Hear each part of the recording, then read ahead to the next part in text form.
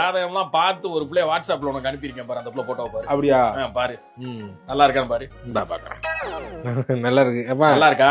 நல்லா இருக்கு. அதுக்குள்ள தேவையில்லாதெல்லாம் பேசிட்டேன். சரி சரி விடுங்க விடுங்க. அது எல்லாம் நல்லா இருக்கு.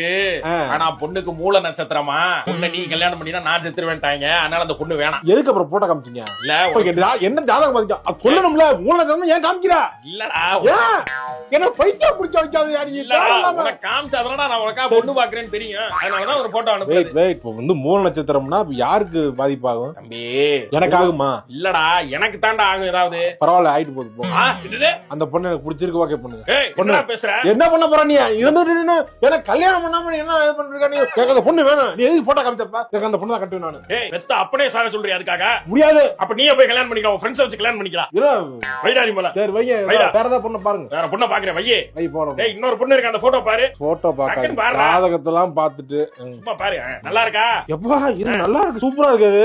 ஆனா அது பொண்ணு கிடையாது. ஏய் நானே டெவலப் பண்ணது. இப்பதான் ஏய் கத்துக்க ஆரம்பிச்சிருக்கேன்டா. ஐயோ டென்ஷன். கல்யாணம் பொண்ணு பொண்ணு